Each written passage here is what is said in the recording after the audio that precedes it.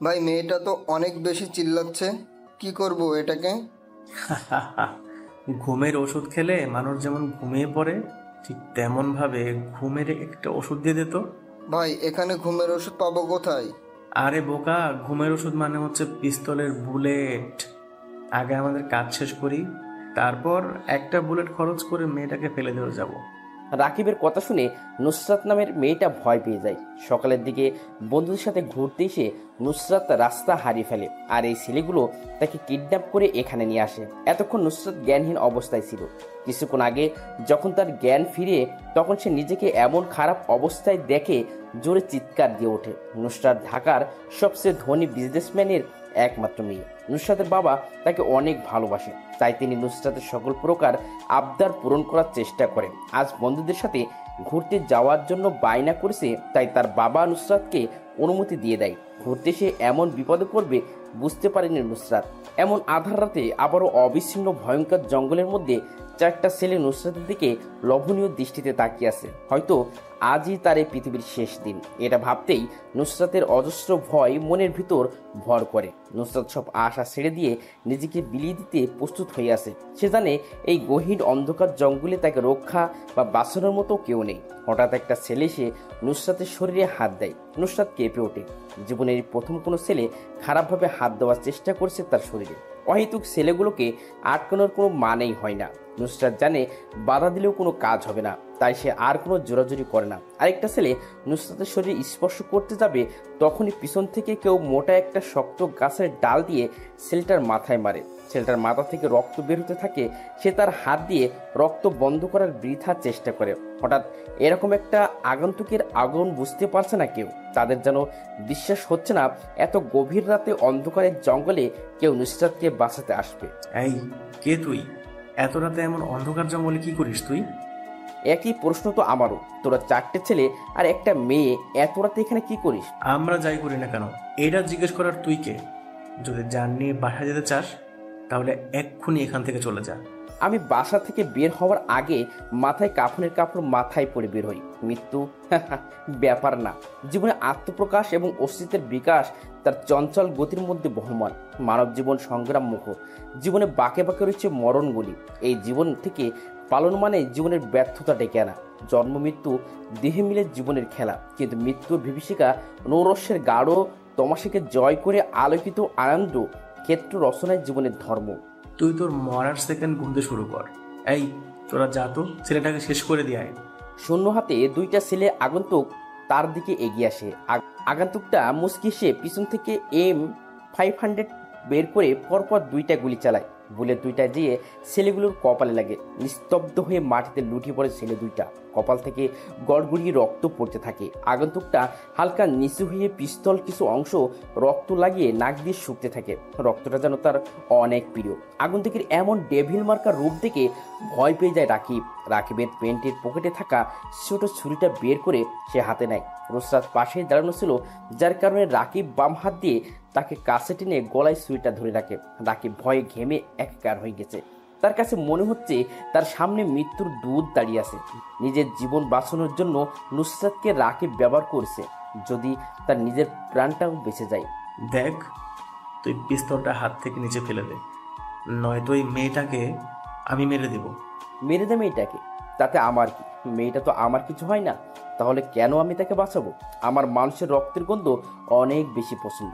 মানুষ খুন করাটা আমার পেশা, আর রক্তের গন্ধটা আমার নেশা।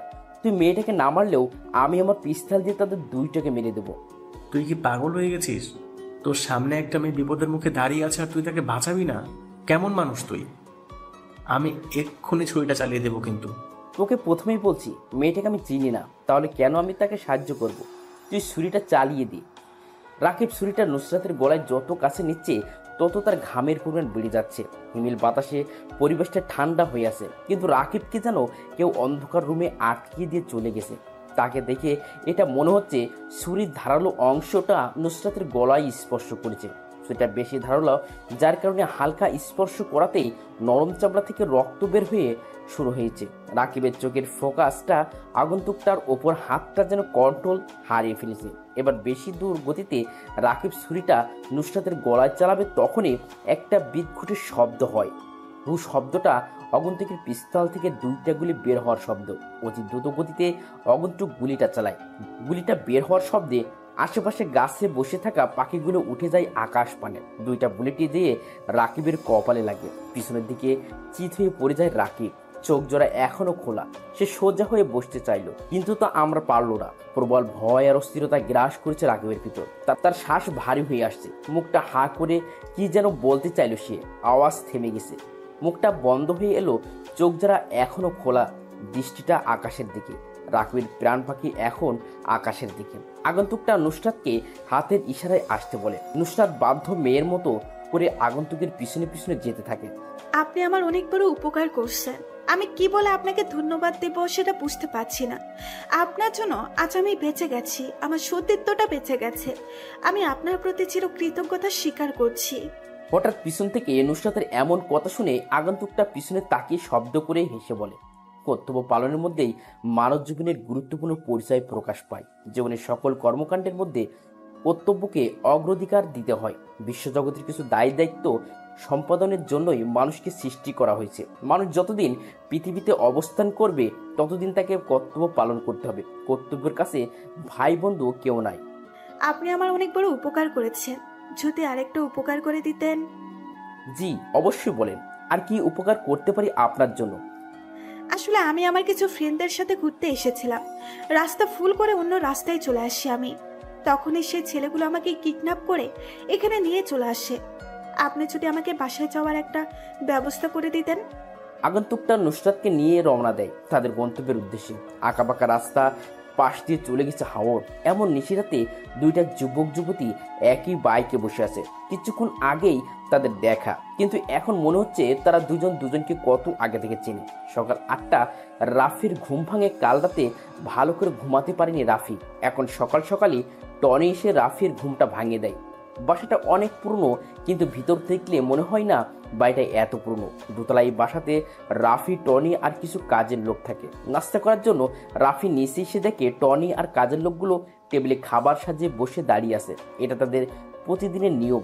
রাফিকে সম্মান দেখানোর জন্য সবাই প্রতিদিনের এভাবে দাঁড়িয়ে থাকে। রাফি মুচকিসে চেয়ারটা টান দিয়ে খেতে শুরু করে। কিছুক্ষণ পর রাফি লক্ষ্য করে যে টনি এক মনে চেয়ে আছে তার দিকে, আর কোনো কিছু বলার অধীর আগ্রহ নিয়ে দাঁড়িয়ে আছে। এটা বুঝতে পেরে রাফি নিজে থেকে বলে, কি রে টনি, আমার দিকে এরকম করে চেয়ে আসিস কেন? মনে হচ্ছে কিছু বলতে চাস আমাকে? আসলে ভাই, আপনি তো জানেন আমি আপনাকে অনেক সম্মান করি। আপনার অনুমতি ছাড়া কি আমি আপনাকে বলতে পারি? যদি অনুমতি দেন তাহলে বলবো। বলে ফেল, কি বলবি, তবে যেটাই বলিস না কেন সেটা যেন খারাপ কিছু না হয়। ভাই, আপনি যে একটা সিদ্ধান্ত নিয়েছেন ছদ্মবেশ নিয়ে ঢাকা বিশ্ববিদ্যালয়ে ভর্তি হবেন, এটার কি দরকার ছিল? আপনি অযথা কষ্ট করবেন কেন? আমি না হয় ছদ্মবেশ নিয়েই ভর্তি হই। রাফি কোনো কাজ করার সিদ্ধান্ত নিলে তা আগে থেকেই সাজানো হয়ে থাকে। আমি চাই না আমার আসল পরিচয় কেউ জানুক, তাই ছদ্মবেশ নিয়ে আজই ভার্সিটিতে যাব। তুই সব কিছুর ব্যবস্থা কর। রাফির খাওয়া প্রায় শেষ। টেবিলের থেকে উঠে দাঁড়ায় সে। সামনে সোফার উপরে থাকা সিগারেট প্যাকেট আর লাইটার নিয়ে উপরে উঠতে উঠতে সিগারেট জ্বালায়। সিগারেটটা নিয়ে তার রুমের বেলকুনিতে এসে দাঁড়ায়। এখন থেকে শহরটা প্রায় বেশ ভালোই বোঝা যায়। সিগারেটের বিষাক্ত ধোঁয়াগুলো মুক্ত বাতাসের সাথে মিলিয়ে দেয় আকাশ পানে। আজ যেন রোদ্রের তাপটা একটু বেশি। ভোর থেকেই সূর্যটা একটু বেশি চেতে আসে। সেই রোদ্রে ঝকমক কিরণের অসহ্যকর তাপে রাফির শরীর ঘেমে একাকার হয়ে গেছে। সেই ঘামন্ত শরীর নিয়ে ঢাকা বিশ্ববিদ্যালয় ক্যাম্পাসে প্রবেশ করে রাফি। গুটি গুটি পায়ে গেট দিয়ে প্রবেশ করে ভার্সিটির নতুন একটা ছেলে, যার নাম রাফি। পরনে তার সাদা কালারের ফুল হাতার একটা শার্ট, বুকের বোতামটা লাগানো চকলেট কালারের ঢিলে ঢালে একটা প্যান্ট, পায়ে একজোড়া কম দামি চটি, চোখে মোটা ফ্রেমের স্টুডেন্ট চশমা, মাথা ভর্তি লম্বা লম্বা কালো চুল পাশ দিয়ে কাটিং করে সিটি কাটা, মুখটা শ্যামলা বর্ণের উজ্জ্বল। চশমা পড়ার কারণে রাফিকে কেমন যেন বোকা বোকা লাগছে। কম বেশি অনেক স্টুডেন্ট নতুন এই ছেলেটার দিকে তাকিয়ে আছে, বোঝার চেষ্টা করছে কে এই ছেলে। বছরের মধ্যে দিকে এসেছে ভার্সিটিতে, আর আগে কখনো এমন বোকা ছেলে ক্যাম্পাসে আবির্ভাব হয়নি। সবার কাছে রাফির হাস্যকর মনে হচ্ছে। রাফি আশেপাশে তাকিয়ে ভার্সিটির বিশাল মাঠটা জোরে রয়েছে সবুজ রঙের সমাবেশ। মাঠের কোথাও কোথাও বসে আছে কিছু যুবক যুবতী যারা নিজেদের প্রেম আলাপ নিয়ে ব্যস্ত, আর কিছু স্টুডেন্ট তাদের অহেতুক কথোপকথন নিয়ে ব্যস্ত। এই শহরের সবারই ব্যস্ততা বিরাজমান। কেউ ক্ষুধার তাড়নায় কাজের সন্ধানে ঘুরে বেড়ায় ব্যস্ত শহরে। এক মুঠো ভাতের আশায় অপেক্ষা প্রহর গুনতে হয় তাদের। কিন্তু এই শহর কি দেয় তাদের শূন্য হাতে ফিরিয়ে? দেয় তাদের? যাদের ঝুড়ি ঝুড়ি টাকা আছে, ক্ষমতা আছে, সবাই তার পিছনেই পড়ে আছে। রাফি আরেকটু সামনে এগিয়ে যায়। কিছু ছেলে বাইকের উপর আরাম করে বসে বসে সিগারেট ফুঁকছে, আর সামনে দিয়ে যে মেয়েগুলো যাচ্ছে সবার মুখের উপর ভিতর থেকে ছাড়া সে বিষাক্তগুলো নিক্ষেপ করছে। রাফি তাদেরকে পাশ কাটিয়ে চলে যাবে, তখনই বাইকের উপর বসা আরাফ নামের ছেলেটা রাফিকে ডাক দেয়। রাফি পিছন ফিরে দাঁতগুলো বের করে বোকার মতো একটা হাসি দিয়ে ছেলেগুলোর সামনে যেয়ে দাঁড়ায়। ছেলেগুলো রাফির দিকে মজার দৃষ্টিতে তাকিয়ে বলে, কি রে, কি নাম তোর? রাফু না, রাফি আমার নাম। রাফি নামটা ঠিক আছে, কিন্তু রাফু উচ্চারণ করিস কেন? রাফু ভাইকে চিনিস তুই? না না না না, আমি কোনো রাফু ভাইকে চিনি না। কে রাফু ভাই? তুই এমন করে আটকে আটকে কথা বলছিস কেন? মনে হয় রাফু ভাইয়ের নাম শুনে ভয় পেয়ে গেছিস। এই শহরে এমন কেউ নেই যে রাফু ভাইকে চেনে না। ছোট থেকে বড় সবার জন্য রাফু নামটা আতঙ্কের প্রতীক। ভাই, আমি সত্যি কখনো রাফু নামের কাউকে চিনি না। যদি আপনি দয়া করে আমাকে রাফু ভাইয়ের একটা ছবি দেখাইতেন তাহলে ভালো করে চিনতে পারতাম। এই দেখ সবাই কি বলে এই ছেলে, সে নাকি রাফু ভাইকে দেখবে। শালা, রাফু ভাইকে চিনতে ছবির দরকার পড়ে না, তার নামটাই যথেষ্ট। আর তুই বলছিস রাফু ভাইকে দেখবি? ভাই, আপনিও কি রাফু ভাইকে দেখেন নাই?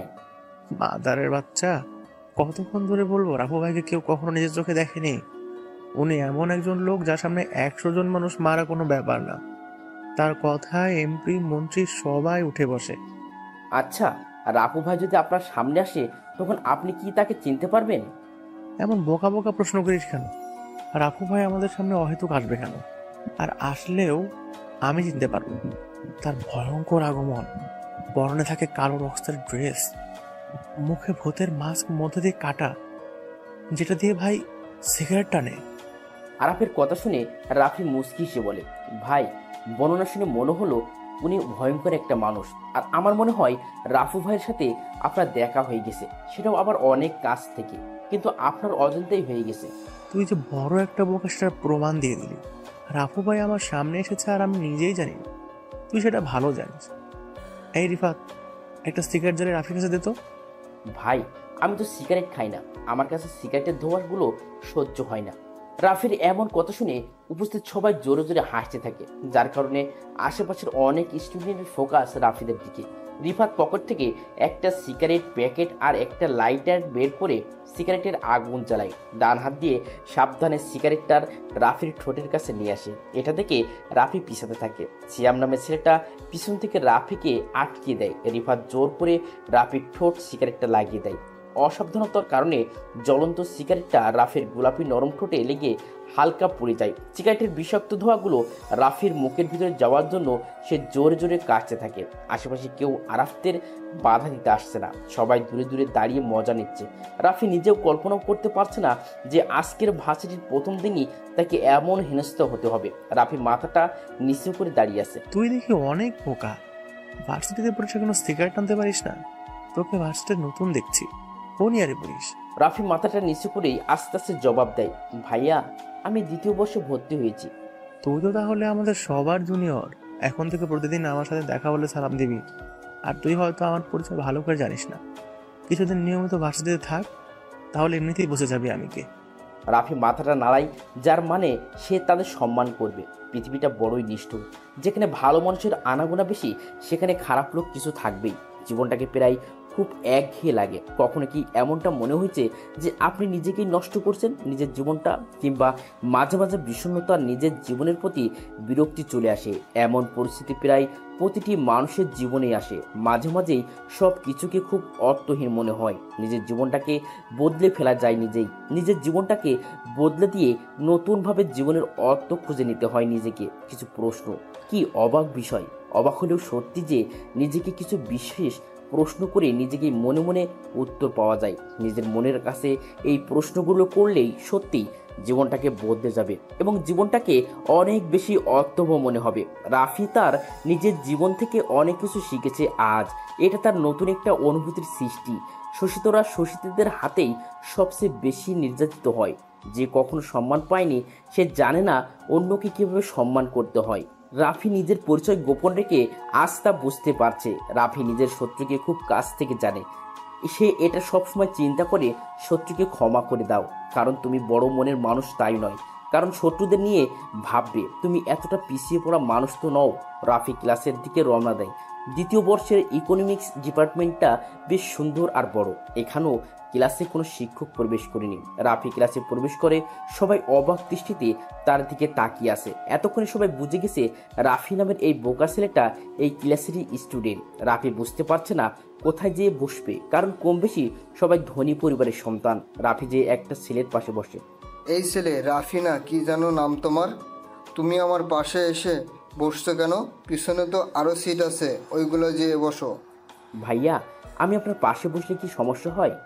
আর সামনে সিট থাকতে আমি পিছনে যেয়ে বসবো কেন? তুমি দেখছি অনেক বোকা, কিছু বোঝো না। আর তোমাকে দেখে বোকা বোকাই মনে হয়। তুমি আমার পাশে বসলে আমাকেও বোকা বোকা লাগবে। তোমার সাথে আমার কি যায় দেখো একবার। ভাইয়া, আমি তো নতুন, আপনার পাশেই বসি। বসতে পারো, একটা শর্তে। তুমি আরও দূরে যেয়ে বসো, আমার আশেপাশে যেন তোমাকে না দেখি। রাফি মাথা নাড়ায়। সে বসে বসে চিন্তা করছে পৃথিবীতে সব থেকে নির্লজ্জ হলো মানুষের মন। কিছু কিছু মুহূর্তে মানুষ খুব একা হয়ে যায়, যার মনের অবস্থা বোঝার ক্ষমতা কারো থাকে না। জীবন তো বহমান নদী, থেমে থাকে না। অনেক কিছু আশা থাকলেও পাওয়া হয় না। আশাগুলো পরে থাকে শুধু স্মৃতি হয়। জীবনের অনেক কিছু যায় হারিয়ে। রাফি তার অতীত নিয়ে বেশ গম্ভীরভাবে চিন্তা করে। জীবন আসে, জীবন ভাসে অজানা স্রোতে, তবুও জীবন এগিয়ে চলে আশার লক্ষ্যপথে। রাফি তার অতীতকে নিয়ে ভাবে, কিন্তু ভবিষ্যৎকে ঠিকই সুন্দর করার চিন্তা করে। জীবনের কোনো একটা সময় মানুষ নিজেকে খুব অসহায় ভাবে, যেটা রাফি পিছনের দিনগুলোতে ফেস করেনি। এখন তার সামনে সেই ভয়ঙ্কর অতীত ভেসে ওঠে। রাফি এগুলো চিন্তা করেছিল তখনই ক্লাসের দরজায় কড়া নাড়ে সাইফুল স্যার। খুব সাহিত্য প্রেমিক তিনি, পড়ান কম, কিন্তু সাহিত্য গল্প বলেন বেশি। স্যারের পরনে একটা ফোল হাতার সাদা কালারের শার্ট, কালো প্যান্ট, চোখে পাওয়ারের চশমা, ক্লিন শেভ করা মুখ, কিন্তু নাকের নিচে বড় বড় হেস কাটা গোপের জন্য তাকে বেশ মানিয়েছে। সাইফুল স্যার চেয়ার টেনে বসে পড়ে। তিনি কিছু একটা ভেবে বলে, আজ তোমাদের সাথে আমি একটা নতুন গল্প শোনাবো, সবাই প্রস্তুত হও। সকল স্টুডেন্ট নিজের গুছিয়ে স্যারের দিকে মন দেয়। রাফিও তাদের মধ্যে একজন।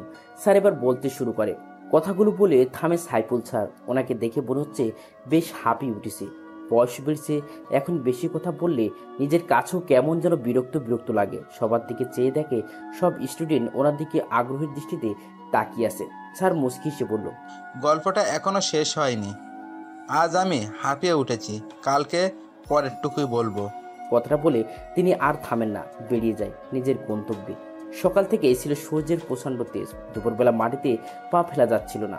বাইরে তাকালে যেন চোখ ঝলসে যেতে চাইছিল। বিকেলের দিকে আকাশের হালকা কালো মেঘ জমতে শুরু করলো। সবাই বলা বলি করতে লাগলো এবার বৃষ্টি নামবে, কিন্তু বৃষ্টির জন্য প্রতীক্ষার অবসান আর হয় না। আবার আকাশ থেকে সরেও যায় না মেঘ। কি হবে বৃষ্টি, কি হবে? রাত বাজে 10টা। বাইরে ঝিরঝির করে বৃষ্টি পড়ছে। রিমঝিম রিমঝিম বৃষ্টির একটানা শব্দে মনে আচ্ছন্ন হয়ে যায়। গাছের শাখায় বাতাসের ঝাপটা কানে বাজে। রাফি কালো কালারের রেনকোটটা পরে বাইকের চাবিটা হাতে নেয়। 2 কদম এগিয়ে সামনের দিকে গেলে টনির সাথে দেখা হয় রাফির। টনি কালো কালারের একটা রেনকোট পরে দাঁড়িয়ে আছে। দেখে মনে হচ্ছে কারো অপেক্ষা করছিল দাঁড়িয়ে। রাফির ছোট ছোট চোখ করে টনির দিকে তাকিয়ে বলে, টনি, এখানে রেনকোট পরে দাঁড়িয়ে আসিস কেন? মনে হয় কারোর জন্য অপেক্ষা করছিলি। ভাই, আজকের রাতের মিশনের জন্য রেডি হয়ে আপনার জন্য অপেক্ষা করছি, চলে আসেন ভাই। আজকে আমি একাই মিশনে বের হব, কাউকে আশা লাগবে না। রেনকোটটা খুলে রেস্ট কর। ভাই, অন্তত পক্ষে আপনার সাথেই যাই। আপনার যদি কিছু হয়ে যায় তাহলে? রাফি তার বাম হাতটা হালকা উঁচু করে বলে, টনি, আমি বেশি কথা পছন্দ করি না। আমি জানি আমার কিছু হবে না, তবে শিয়ালের মতো 1000 বছর না বেঁচে সিংহের মতো একদিন বেঁচে থাকা ভালো। রাফি কথাটা বলে সামনের দিকে এগিয়ে যায়। টনিকে কোনো প্রকার কথা বলার সুযোগ না দিয়ে ব্ল্যাক কালারের বাইকে যেয়ে বসে রাফি। গন্তব্য এখন শহরের কিছু বিশৃঙ্খল সৃষ্টিকারী লোকের উদ্দেশ্যে। ওসমান শরীফ রাব্বি ঢাকার টপ মাফিয়া সালমানের অতি কাছের লোক। যত ধরনের মামলা আছে সবগুলো ওদের নামে করা, কিন্তু সালমানের ক্ষমতার কারণে কেউ কিছু বলতে পারে না। প্রতিদিন ওরা 3 জন মদ জুয়া খেলার জন্য পাশের বড় একটা ক্যাসিনোতে যায়। আজকে মনে হয় বেশি মদ খেয়ে ফেলেছে, তাই হেলে দুলে হাঁটতে হাঁটতে বাসার উদ্দেশ্যে রওনা দেয়। হালকা হালকা ঝিরঝির বৃষ্টি পড়ছে, তাই ওরা তিনজন একটু জোরে জোরে গতিতে পা চালায়। হঠাৎ তারা দেখতে পায় রাস্তার মাঝে বাইকের ওপর আরাম করে বসে সিগারেট ফুঁকছে কোনো এক অচেনা আজানা আগন্তুক। তিনজনের মধ্যে সবচেয়ে বেশি ঝামেলা পছন্দ করে ওসমান। ওসমান একটু এগিয়ে যায় আগন্তুকের দিকে। ওসমানের শরীরটা কাক বেজা, মুখে কালো কালারের স্টাইল করা দাড়ি থেকে টুকটুক করে পানি ঝরছে। বৃষ্টির পানির জন্য সবার নেশা কেটে গেছে। ওসমান আগন্তুকের কাছে চলে এসেছে। আগন্তুকটার পরনে কালো কালারের রেনকোট, মুখে ভূতের কাটা মাস্ক, যেই অংশ দিয়ে সেই নিকোটিনের ধোঁয়া উড়াচ্ছে। আজকে এই ব্যস্ত শহরটা কেমন যেন নিস্তব্ধতা বিরাজ করছে। কোথাও কোনো মানুষের আনাগোনা দেখা যাচ্ছে না। হয়তো বৃষ্টির আমেজ থাকার জন্য সবাই ঘরে অবস্থান করছে। দূর থেকেই ল্যাম্পপোস্টের ঘোলাটে আলো দিচ্ছে। পিচ ঢালা রাস্তাটা আজ বৃষ্টির পানিতে বিদঘুটে কালো আকৃতি ধারণ করেছে। আগন্তুকের হাতে থাকা সিগারেটটা শেষ হয়ে গিয়েছে। সিগারেটের না পুড়ে অংশটুকু ভেজা রাস্তার উপর ফেলে দেয়। রেনকোটের পকেট থেকে আরেকটা সিগারেট আর লাইটার বের করে সিগারেটে আগুন ধরাবে, তখন ওসমান তার ডান হাত দিয়ে আগন্তুকের হাত থেকে সিগারেটের আর লাইটারটা কেড়ে নেয়। আগন্তুকটা কিছু বলে না, শব্দ করে একটা হাসি দেয়। এমন হাসির শব্দ শুনে পিছন থেকে শরীফ আর রাব্বি ওসমান থেকে কিছু দূরত্বে অবস্থান করে। ওসমান বেশ গম্ভীর গলায় আগন্তুককে উদ্দেশ্য করে বলে, এই বৃষ্টির অন্ধকার রাতে তুই রাস্তার মাঝে বাইক থামিয়ে বসে বসে সিগারেট ফুঁকছিস কেন? আগন্তুক কিছু বলে না, আবার একটা বিদঘুটে হাসি দেয়। এটা থেকে পিছন থেকে শরীফ উচ্চ কণ্ঠে বলে ওঠে, কি রে, তুই এমন করে হাসছিস কেন? কে তুই? আর এখানে স্থির হয়ে বসে আছিস কেন? আগন্তুকটা এবার মুখ খুলল। আমি কি সেটা আমি নিজেও জানি না, তবে নিজের পরিচয় নিজে দিতে কেমন যেন লাগে, তাই নিজের নাম আর পরিচয়টা ছড়িয়ে দিয়েছি মানুষের মাঝে। আমি এখানে বসে আছি কয়েকটা মেহমানের অপেক্ষায়। এত রাতে কোন মেহমানরা আসবে যার জন্য তুই রাস্তার মাঝে পথ আটকে এভাবে বসে থাকবি? আমার মেহমান তো চলে এসেছে, কিন্তু কিভাবে তাদের অ্যাপয়েন্ট করব তা বুঝতে পারছি না। সবাই আশেপাশে পিছনে সামনে তাকায়, কিন্তু কাউকে দেখতে পায় না। ওসমান রেগে বলে, কোথায় তোর মেহমান? আমরা দেখছি না কেন? মজা করছিস আমাদের সাথে? জানিস আমরা কে? মেহমান নিজে যদি বলে মেহমান কোথায়, তাহলে এতে আমার কি করার আছে? আর আমি তাদের সাথে মজা করতে যাব কেন? তোরা কি আমার বন্ধু লাগিস? ভাই, তোরা কার লোক সেটা না বললেও আমি জানবো কি করে? আমরা সালমান ভাইয়ের কাছের লোক।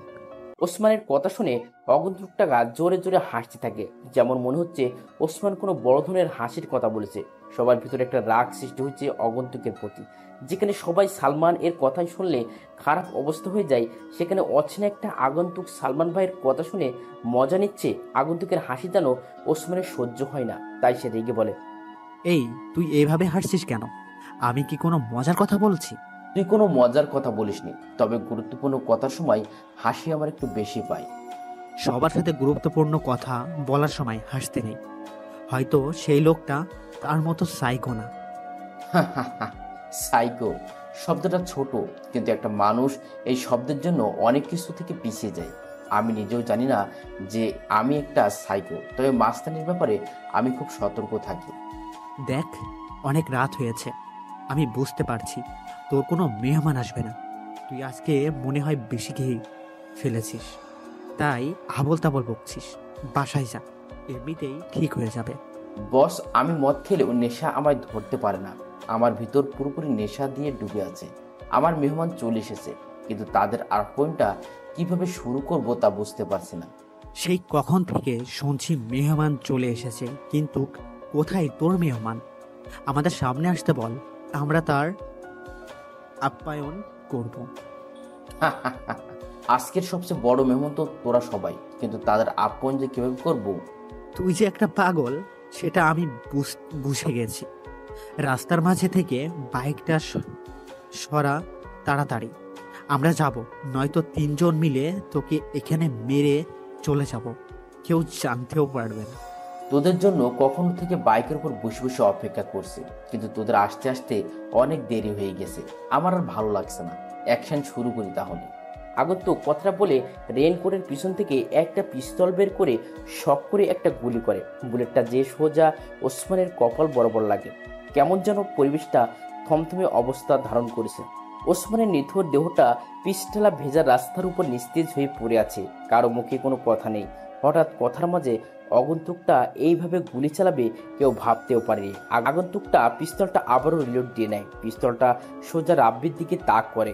শুধু ট্রিগারে চাপ দেওয়ার বাকি আছে। আগন্তুক হাতের দ্বিতীয় সারির আঙুলটা দিয়ে হালকা করে ট্রিগারে শুয়ে দেয়। রাব্বির গলা শুকিয়ে গেছে। মনে হয় এখন কেউ 10 লিটার পানি দিলেও সেটাও সে শেষ করে দিবে। ট্রিগারে হালকা করে একটা চাপ আর পৃথিবীর থেকে রাব্বির নামটা মুছে যাবে।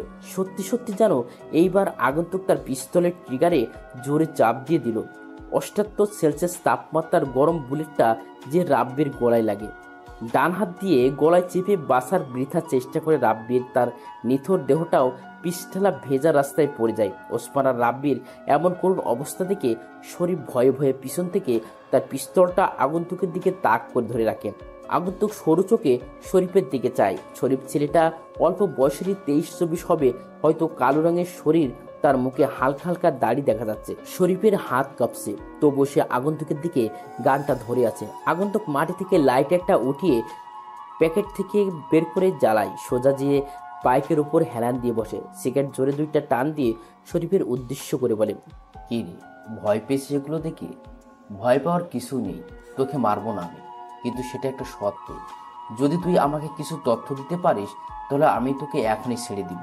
শরীফ মনে হয় কিছুটা নিশ্চিন্তে হয়েছে, তাই সে হাত দিয়ে পিস্তলটা নামিয়ে নেয়। ডান হাত দিয়ে মুখের ঘাম আর ছিটি ফোটা বৃষ্টির পানির ফোঁটাগুলো মুছে দেয়। এমন ঠান্ডা একটা পরিবেশ, শরীফ ভয় পেয়ে ঘেমে একাকার হয়ে গেছে। ভয় কাতর গলায় শরীফ বলতে থাকে, ভাই কি তথ্য জানতে চান আপনি?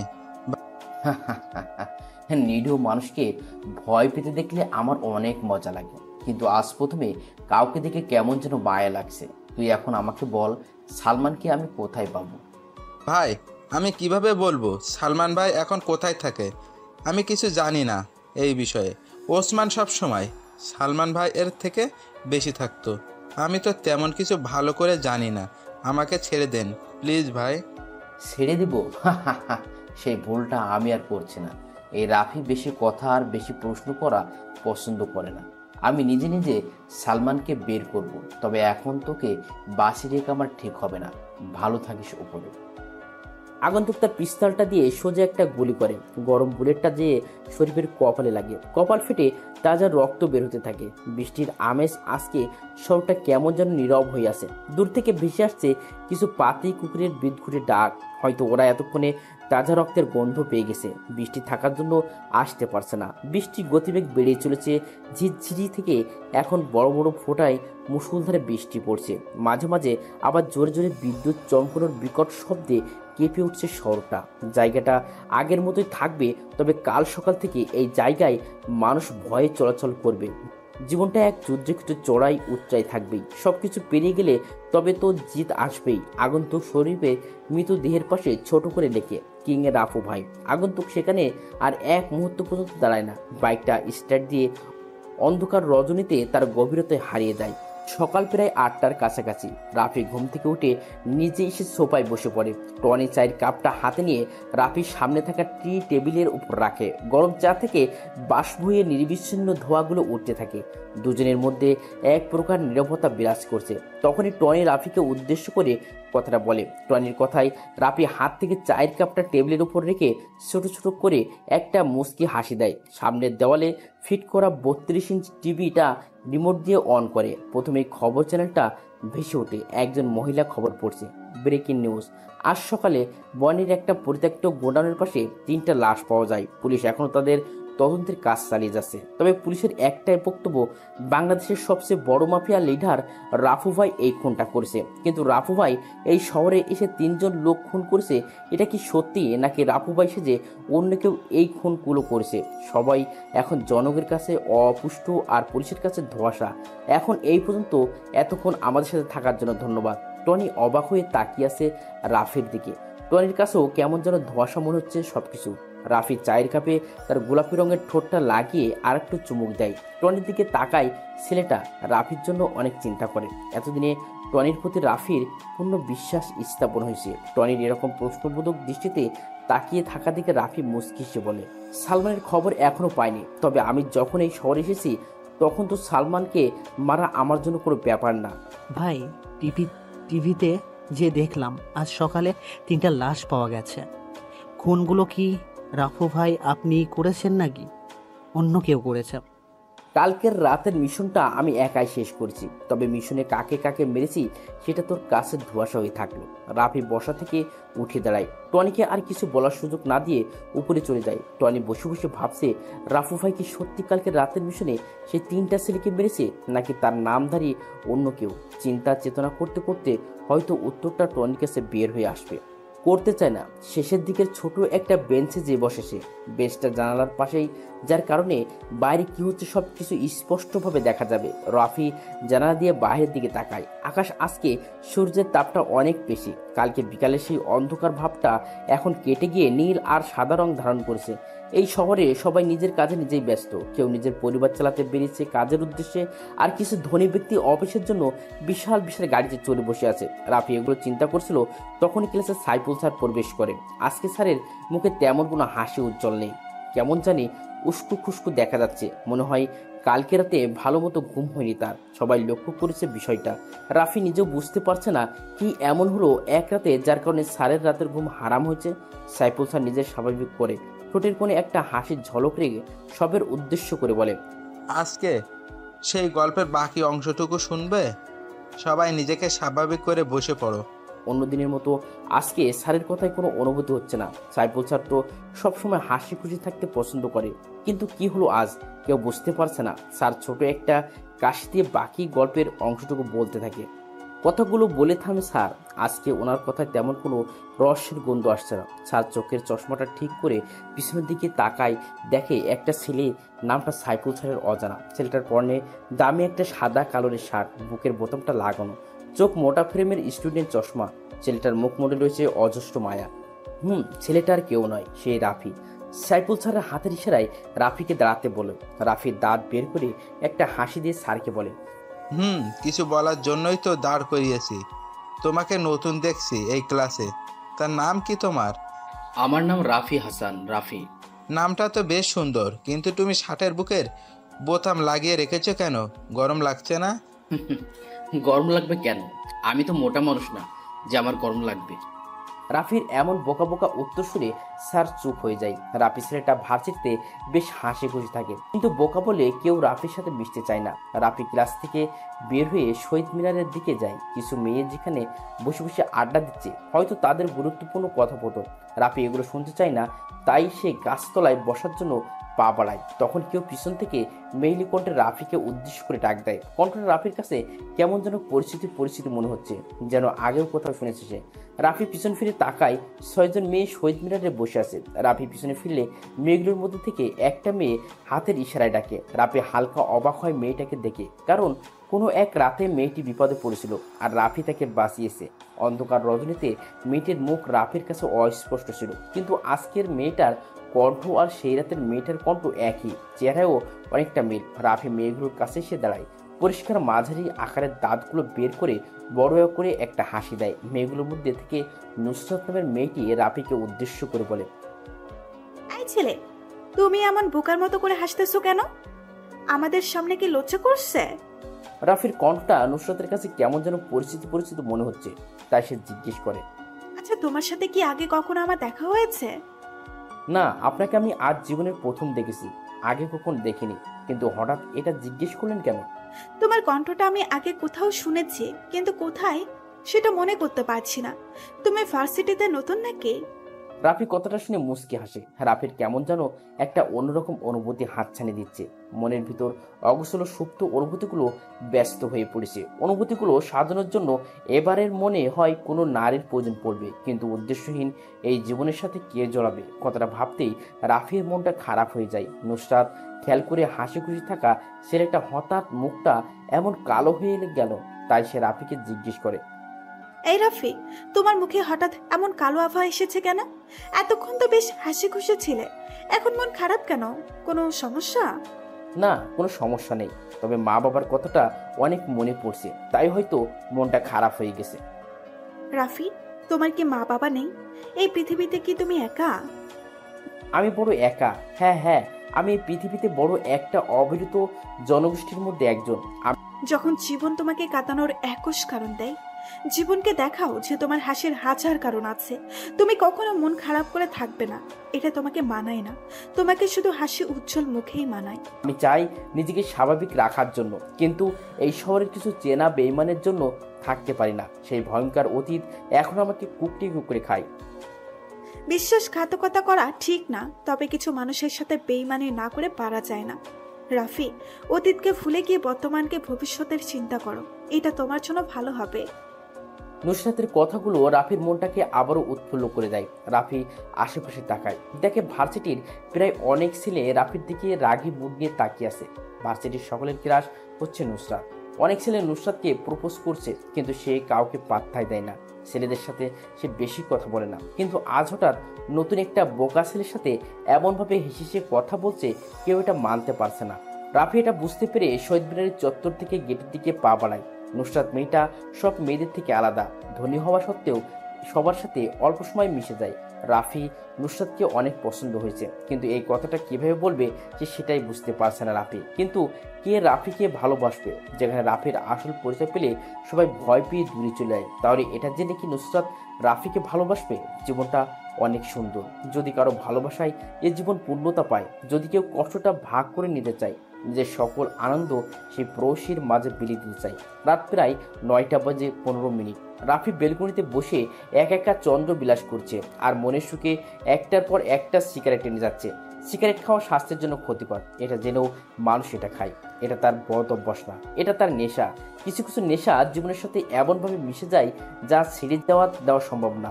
যদি ছেড়ে দেওয়ার চেষ্টা করি তাহলে নিজের কাছে আর কিছুই ভালো লাগবে না। রাফির কাছেও ব্যাপারটা এমন মনে হয়।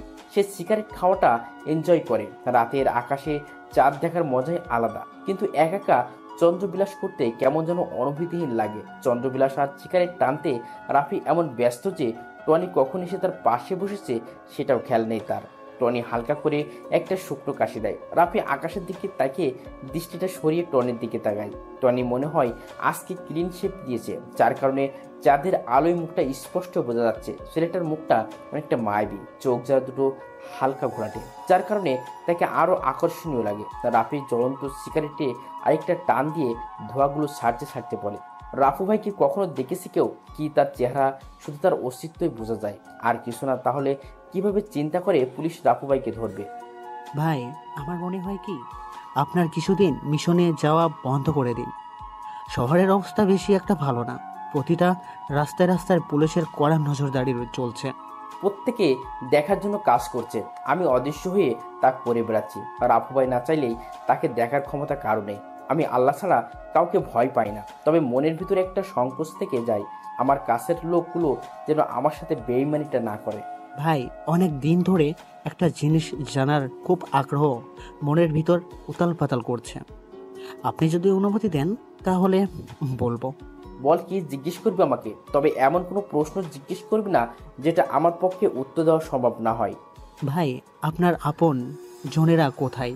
কি আপনার অতীত? কে এই সালমান, যাকে মারার জন্য আপনি এত মাইন্ড গেম খেলছেন? যেখানে আপনি একটা ফোন করলে সব ঝামেলা শেষ হয়ে যায়, সেখানে আপনি নিজেই সালমানকে খুঁজে বেড়াচ্ছেন। সব কিছু আজকে আমায় খুলে বলবেন। টনির এমন প্রশ্ন শুনে কিছুক্ষণের জন্য নিস্তব্ধ হয়ে যায় রাফি। টনির মুখে আজ পর্যন্ত এমন কথা শুনেনি রাফি, কিন্তু আজ হঠাৎ নতুন করে এমন একটা প্রশ্ন করে ফেলবে ভাবতেই পারছে না রাফি। যেই কালো অতীতের কথা মনে হলে রাফি নিজেকে এই পৃথিবীতে অনেক একা মনে হয়, আজকে সেই ভয়ঙ্কর অতীত সম্পর্কে কাউকে প্রথমবারের মতো করে বলতে যাচ্ছে রাফি। কি হলো ভাই, বলবেন না আমাকে সেই অতীতের কথা? আমি জানতে চাই ভাই, বলেন আমাকে। টনির কথাই রাফির ধ্যান ভাঙে। রাফি আজকে নিজের ভয়ঙ্কর অতীত সম্পর্কে কাউকে বলে কিছুটা কষ্ট দূর করতে চায়। রাফি আরেকটা সিগারেট জ্বালায়। নিস্তব্ধ এই পরিবেশে শোনা যাচ্ছে দুজন মানুষের নিঃশ্বাস ফেলার নীরব শব্দ। আজ ঝোনাফি উপকার মন কারণে সেই পরিচিত ডাক। রাফি নিকোটিনের বিষাক্ত ধোঁয়াগুলো ছাড়তে বলে, বলবো আজ আমি প্রথম কাউকে বলবো আমার ভয়ঙ্কর অতীত সম্পর্কে। তবে আমার অতীতের কথা শুনে কিন্তু তুই কোনো কথা বলতে পারবি না। ভাই, আপনি শুরু করেন প্লিজ, আমি আর অপেক্ষা করতে পারছি না। রাফি একটা দীর্ঘ নিঃশ্বাস ফেলে বলতে শুরু করে, সময়টা আরও 10 বছর আগের, যখন আমার বয়স 15 বছর। বাবা মা, আমি, চাচা চাচি আর একটা ছোট চাচাতো ভাই নিয়ে আমাদের পরিবার ছিল। সেই পরিবারের সবচেয়ে আদরের সন্তান ছিলাম আমি। আমার বাবা আর চাচার অনেক বড় বিজনেস ছিল, শহরে অনেক নাম ডাক ছিল, শত্রুর কোনো অভাব ছিল না, হেসে খেলে জীবন পার হচ্ছিল আমার। কিন্তু হঠাৎ আমার সেই হাসি খুশির জীবনে নেমে আসে অন্ধকারের প্রতিচ্ছবি। রাতে বাবা মাকে জীবিত দেখে ঘুমোতে গেছি, কিন্তু সকালে ঘুম থেকে উঠে মা বাবার রক্ত রঞ্জিত গলা কাটা দেহ দেখে বেশ অবাক হয়ে গেছিলাম। বাকরুদ্ধ হয়ে যায়, আমি বলার মতো কিছু ছিল না আমার। অঝরে কান্না করেছি আমি। আমাকে সান্ত্বনা দেওয়ার মতো পৃথিবীতে আর কেউ ছিল না। দিন পার হয়, মাস আসে, আমার প্রতি সবার অবহেলা বাড়তে থাকে। চাচা চাচির মাথার বোঝা হয়ে গেলাম আমি। কেউ আগের মতো আদর করে না আমায়। খেয়েছি নাকি খালি পেটে আসি জানার চেষ্টাও করে না কেউ। জীবনটা মরুভূমির মরীচিকার মতো হয়ে গেছে। কিছুদিন এইভাবে চলতে থাকার পর আমি চাচিকে বলি, ছোট মা, তোমরা সবাই আগের মতো আদর করো না কেন? আমার সাথে তেমন ভালো করে কথাও বলো না কেন? কি বলবো তোর সাথে? এমনিতে আমাদের মাথার উপর বসে বসে ঘরে অন্ন নষ্ট করছি। কোনো কিছু করিস না, সারাদিন ঘরে বসে থাকিস মা বাবার ছবি নিয়ে। এখন থেকে যদি প্রতিদিন খেতে চাই হয়, তাহলে ঘরের কাজের লোকের সাথে কাজ করে খাবি, নয়তো কাল থেকে খাওয়া বন্ধ। ছোট মা, ঘরের কাজ করার জন্য তো অনেক কাজের লোক আছে, তাহলে আমাকে আবার কাজ করে খেতে হবে কেন? ঘরের কাজের লোকের বেতন কি তুই দিবি? কাল থেকে বাড়িতে কাজের লোক কমানো হবে। দুজনের কাজ তুই একা করবি, এটাই আমার শেষ কথা। ছোট মায়ের কথা শুনে কি বলবো বুঝতে পারছে না। বেশ অসহায় দৃষ্টিতে তাকিয়েছিলাম আমি। এই কি সেই ছোট মা যে আমাকে প্রতিবেলা নিজ হাতে খাইয়ে দিত? আমার যেন এগুলো কিছু বিশ্বাস হচ্ছে না। মনের ভিতর একটা রাগ সৃষ্টি হয়। তাদের প্রতি বেঁচে থাকার জন্য আমায় কষ্ট করতে হবে, তাই প্রতিদিন ঘরের কাজ করতাম। কাজের লোকের থেকে বেশি কাজ করাতো আমাকে দিয়ে। ছোট মার চাচাতো ভাই রফিক পায়ের উপর পা তুলে আমাকে অর্ডার দিত, আমি সেই অনুযায়ী কাজ করতাম। জীবনটা কেমন যেন বিষাক্ত বিষাক্ত মনে হচ্ছে। নিজম রাতে একা একা আকাশপানে তাকিয়ে মা বাবার সাথে কথা বলতাম। কেন তারা আমায় অভিশপ্ত দুনিয়া একা রেখে চলে গেছে? আমাকে কেন নিয়ে গেল না? চার দেওয়ালের বদ্ধ রুমটায় নিজের কান্নাগুলো শোনার মতো কেউ ছিল না। জীবনে কখনো কারো উপর খুব বেশি নির্ভর হওয়া ঠিক না, কারণ অন্ধকারে নিজের ছায়াও নিজেকে ছেড়ে চলে যায়। আমার কান্নার শব্দে কাউকে ব্যথিত করিনি। আমার মৃত্যু সংবাদে ওরা কখনোই ব্যথিত হবে না। অনেকবার ভেবেছিলাম চলে যাব এই অবহেলিত পৃথিবীর থেকে, কিন্তু নিজেকে শক্ত করেছি। মা বাবা মারা যাওয়ার 6 মাস পর আমার জীবনের সবচেয়ে বড় একটা কালো অধ্যায় সূচনা ঘটে। সেদিন আমার খুব জ্বর ছিল, বিছানা থেকে ওঠার ক্ষমতা আমার ছিল না। আমাকে সেবা যত্ন করার কেউ নেই। এই পৃথিবীতে আমি সেদিন ছিলাম অনেক একা। ছোট মা চিৎকার করে করে আমাকে ডাকছে। আমি এই জ্বরে নিয়ে কিভাবে নিচে যাবো বুঝতে পারছি না। অনেক কষ্ট করে সিঁড়ি বেয়ে বেয়ে নিচে যাই। আমার অবস্থা তেমন ভালো না। ছোট মায়ের সামনে যেয়ে বলি, ছোট মা, আমাকে এইভাবে ডাকছো কেন? কোনো কিছু প্রয়োজন? ছোট আব্বু সোফার উপর আরাম করে গম্ভীর মুখ হয়ে বসে আছে আর আমার দিকে রাগের দৃষ্টিতে তাকিয়ে আছে। ছোট মা আমার কাছে এসে আমার চুলগুলো ধরে জোরে টান দিয়ে বলতে থাকে, রাফি, এই টাকাগুলো কোথায় লুকিয়েছিস সেটা বল। তুই আমাকে এখনো ভালো করে চিনতে পারিসনি। আমি টাকার জন্য তোকে মেরে ফেলতে 1 মিনিট দেরি করব না। বল, তোর টাকাগুলো কোথায় রেখেছিস? আমি বুঝতে পারছি না ছোট মা কোন টাকার কথা বলছে, তাই আমি অবাক হয়ে জিজ্ঞেস করলাম, ছোট মা, কোন টাকার কথা বলছো তুমি? আমি কোনো টাকা লুকিয়ে রাখিনি। মিথ্যা বলছিস কেন তুই? আমার আলমারি থেকে 10 লক্ষ টাকা তাহলে কে নিয়েছে? তুই ছাড়া আর কেউ তো আমাদের রুমে পরিষ্কার করতে যায় না। শেষ সুযোগ, বলে দে টাকাগুলো কোথায়। এরপর আমি যা করব তুই তা কল্পনা করতেই পারবি না। ছোট মা, আমি তোমার আলমারি থেকে কোনো টাকা চুরি করিনি, বিশ্বাস করো আমাকে। সেদিন আমার কথা কেউ বিশ্বাস করিনি, শুনিনি আমার ব্যথার উকড়ে ওঠা সেই মায়াবী কান্না। চাচা আর চাচি মিলে অনেক মেরেছে আমায়, মুখ দিয়ে রক্ত বের হয়েছিল আমার। চাচা ফোন দিয়ে পুলিশের হাতে উঠিয়ে দেয় আমাকে, মিথ্যা অপবাদ দিয়ে বের করে দেয় আমাকে আমার নিজের বাসা থেকে। শেষবারের মতো পিছনে ফিরে দেখে নেই আমার সেই স্বপ্নের হাসি খেলা বাড়িটা, যেখানে ছোট থেকে বড় হয়েছি। আজ সেখান থেকে মিথ্যা অপবাদ মাথায় নিয়ে বেরিয়ে যাচ্ছি। পুলিশ অফিসাররা যখন বাসার গেট পেরিয়ে যাবে, তখনই আমাদের বাসার পুরনো কর্মচারী করিম চাচা দৌড়ে আসে আমার কাছে। চাচাকে দেখে কান্না করে দেয় আমি। আমাকে অনেক আদর করতো উনি। আমার কাছে এসে করিম চাচা কানে কানে বলতে থাকে, তোমার বাবা মাকে মেরেছে তোমার ছোট মায়ের আপন ভাই সালমান। আর টাকাটাও চুরি করেছে সে। জীবনে অনেক বড় হবে তুমি। মা বাবার খুনের বদলা নিতে হবে তোমায়। এখানে শেষ নয়, এখান থেকে তোমার জীবনের পথ শুরু। ভালো থেকো। করিম চাচার কথা শুনে সেদিন আমি খুব হয়ে এসেছি। পাগল হয়নি, তবে সাইকো হয়ে গিয়েছিলাম আমি। মনের ভিতর অনেক কষ্ট চাপা পড়ে গিয়েছে আমার। মনে মনে একটা নাম জপেছি আমি, সালমান। দুনিয়ার যেখানে সে থাকুক তাকে খুঁজে বের করে নিজ হাতে আমার টার্গেট। আমার একটাই লক্ষ্য, একটাই স্বপ্ন, সালমান ভাই। জেলে অনেক মানুষের সাথে পরিচয় হয় আমার। কেউ কেউ ছোট ছোট গ্যাংয়ের লিডার, আবার কেউ ছিল লিডারের কাছের লোক। 4 বছর পর জেল থেকে বের হই, মুখে দাড়ি দিয়ে আবৃত হয়ে যায়। 4 বছর পর নিজেকে নিজে চিনতে পারছিলাম না আমি। কোথায় ছিল সুন্দর সেই শৈশব, আর আজ জেল থেকে বের হওয়া একটা আসামি আমি। লাল রক্ত চোখের, জীবনের প্রথম হাতে পিস্তল নেই। প্রথম দিকে অনেক ভয় পেতাম, কিন্তু লাইফে ভয় পেলে শুধু সময় নষ্ট, জানি আমাকে মারতে হবে। তাহলে কেন ভয় পেয়ে পিছিয়ে যাব, হয়ে যায় অদৃশ্য মাস্তান। সালমানের খোঁজ করে জানতে পারি ঢাকার ডন হয়ে যায় সে। সালমানকে ধরতে হলে তার সে বড় কিছু হতে হবে আমার। শুধু করি মাস্তানি, সারা দেশ ছড়ে যায় রাফু ভাই রাফু ভাই। কিন্তু এখন সে রাফু ভাইয়ের চেহারা সবার কাছে রহস্যময়। অনেক আবেগ নিয়ে কথাগুলো বলে থামে রাফি। রাত প্রায় শেষের দিকে দূর থেকে শোনা যাচ্ছে মসজিদে দেওয়া মসজিদের ফজরের আজান। আজকে রাফি মসজিদে যাবে। অনেকদিন যাবৎ নামাজ পড়া হয় না তার। শরীর থেকে শার্টটা খুলে কালো একটা পাঞ্জাবি পরে নেয় সে। মাথায় টুপিটা লাগিয়ে রওনা দেয় মসজিদের উদ্দেশ্যে। বিমের কথা শুনে সবাই ক্যাম্পাসের গেটের দিকে তাকায়। একটা সুদর্শন যুবক ক্যাম্পাসে প্রবেশ করছে। পরনে তার কালো কালারের শার্ট, আগের মতো করে বুকের বোতামটা লাগানো না, স্টাইল জিন্স। চোখের চশমাটা বদলে গেছে, আগেরটা মতো মোটা ফ্রেম না। কম বেশি অনেক রাফির দিকে তাকিয়ে আছে। আজ হঠাৎ করে এমন করে বোকা ছেলেটা সবাইকে অবাক করে দিবে ভাবতেও পারছে না কেউ। রাফি নুসরাতদের দেখেও না দেখার ভান করে প্যান্টের পকেটে হাত দিয়ে চলে যাচ্ছে। তখন নুসরাত রাফিকে ডাক দেয়। রাফি যেন এই ডাকেরই অপেক্ষা করছিল। আজ মূলত সে হালকা করে গেট আপ চেঞ্জ করেছে নুসরাতের জন্য। রাফি নুসরাতকে দাঁড়িয়ে সামনে যেয়ে দাঁড়ায়, কোনো কথা বলে না। আগ বাড়িয়ে নুসরাতই রাফিকে জিজ্ঞেস করে, কি ব্যাপার রাফি, আজ হঠাৎ এমন গেট আপ? নতুন গার্লফ্রেন্ড পেয়েছো নাকি? গার্লফ্রেন্ড না, তবে কোনো এক প্রবাসীকে দেখার পর থেকে মনটা কেমন যেন করছে, তাই আর নিজেকে হালকা চেঞ্জ করার চেষ্টা করছে। আমরা তো দেখতেই পাচ্ছি কেমন চেঞ্জ। দামি শার্ট প্যান্ট, চোখের চশমাটাও পরিবর্তন, হাতে লেটেস্ট মডেলের নতুন ঘড়ি, শরীরের পারফিউমের তাজা গন্ধ আসছে। বাহ, বেশ ভালোই তো। নিজেকে চেঞ্জ করেছো একদিনে। চেষ্টা করছি নিজেকে বদলাতে। আজ মনে হয় কিছুটা সফল হয়েছি। এই পৃথিবীতে টিকে থাকতে হলে নিজেকে আরো উন্নত করতে হবে। মানুষ যতটা সুখী হতে চায় সে ততটাই হতে পারে। সুখের কোনো পরিসীমা নেই। ইচ্ছে করলেই সুখকে আমরা আকাশ অফিসারি করে তুলতে পারি। এখন এটা বলো যে তোমার গার্লফ্রেন্ডকে, আর সে কি এই ভার্সিটিতেই পড়ে নাকি অন্য কোথাও? আমাদের সাথে পরিচয় করিয়ে দেবে কখন? কথাটা শুনে রাফি নুসরাতের কাছে যায়। রাফির শরীরে দেওয়া মারাত্মক পারফিউমের ঘ্রাণ নুসরাতকে কেমন যেন আকর্ষণ করছে। রাফি আরেকটু কাছে যেয়ে নুসরাতের কানে কানে যেয়ে বলে, অনুরোধ নয়, তবে অনুরাগে বলছি, আজ বিকেল 4টায় তোমার জন্য অপেক্ষা করব ধানমন্ডির লেকের পারে।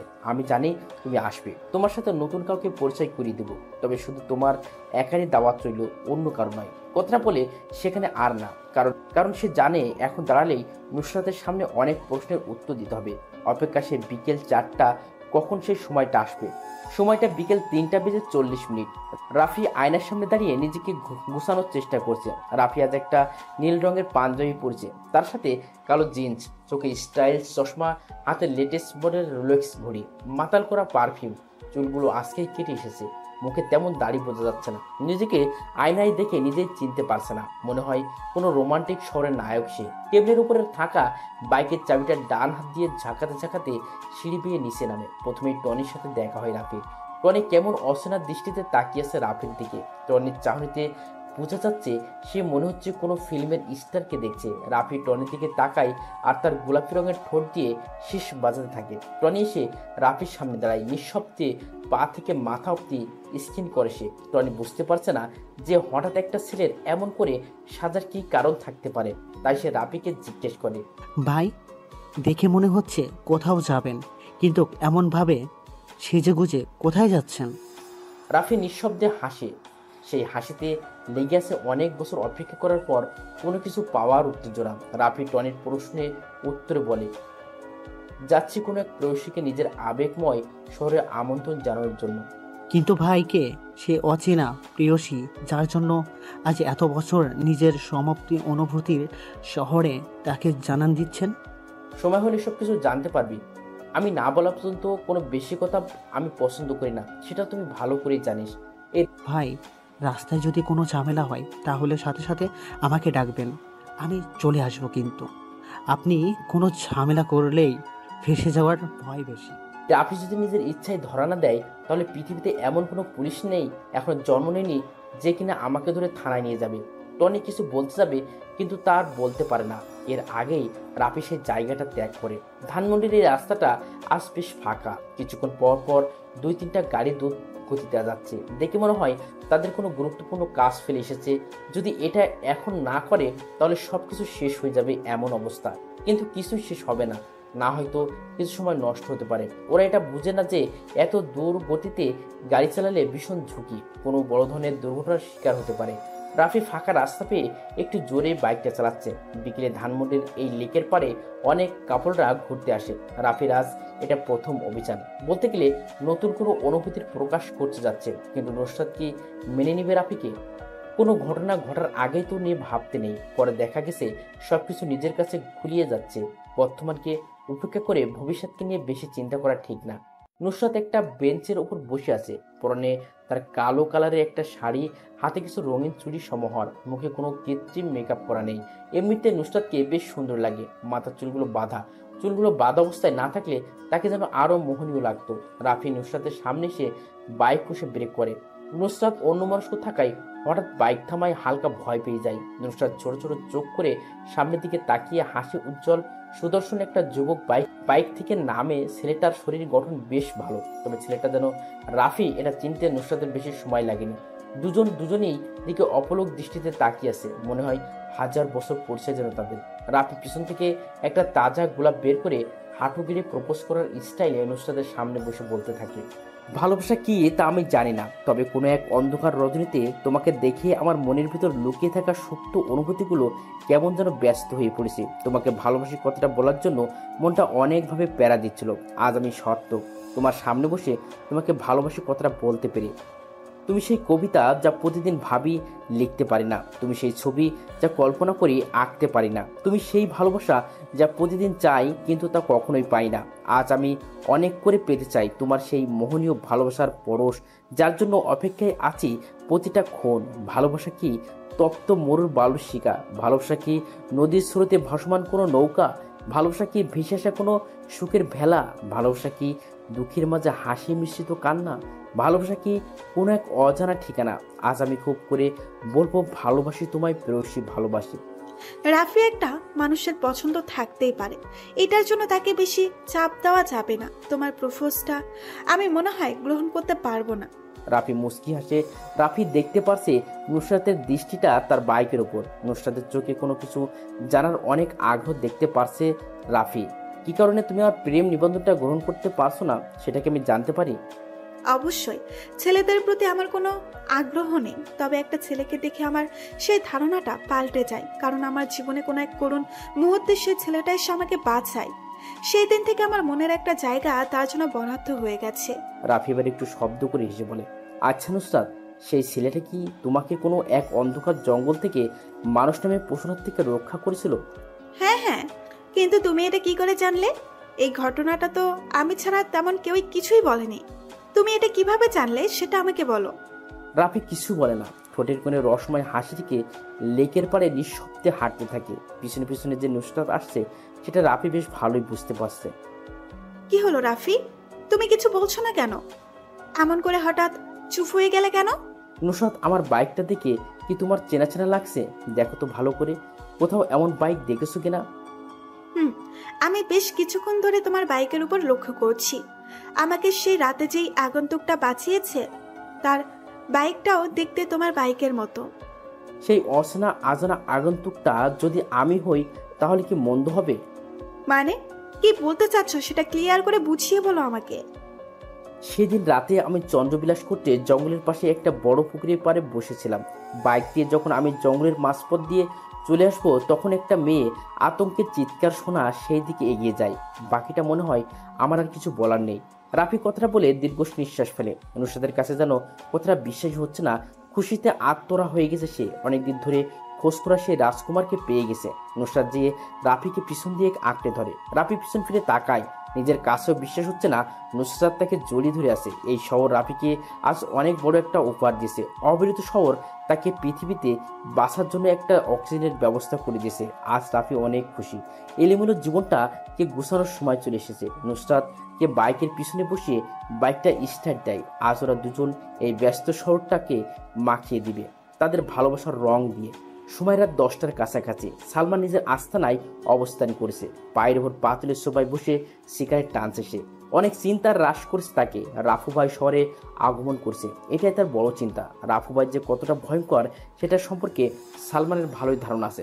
সালমান বসে বসে যখনই এগুলো চিন্তা করছিল, তখন রাহাত সামনে এসে দাঁড়ায় আর বলতে থাকে, ভাই, সেদিন ওসমান শরীফ আর রাব্বিকে রাফু ভাই নিজ হাতে খুন করেছে। এখন তার সবচেয়ে বড় টার্গেট হলো আপনি। কিছুদিন আপনাকে সাবধানে থাকতে হবে। কোনোভাবে আপনার খুঁজে সে পেয়ে গেলে শেষ করে দিবে সব।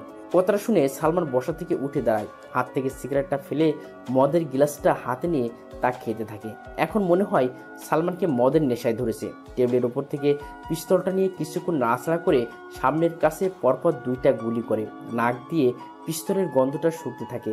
রাহাত জানে সালমান বেশি টেনশনে থাকলে এমনই কিছু করে। নেশাগ্রস্ত গলায় রাহাতকে উদ্দেশ্য করে বলে, রাফু আমার কিছু করতে পারবে না। আমি নিজ হাতে ওই রাফুকে মারবো, নয়তো আমার শান্তি হবে না। নিজ হাতে কিভাবে রাফু ভাইকে মারবেন? আমরা তো এখনো পর্যন্ত তার চেহারাও দেখতে পাইনি। তাহলে কিভাবে রাফুর কাছে যাব? সে তো অদৃশ্য মাস্তান হয়ে মিশনে বের হয়।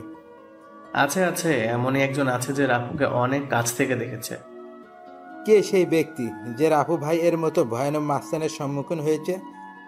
রাফুর অনেক কাছের লোক, তার অতি বিশ্বাসের একটা ছেলে।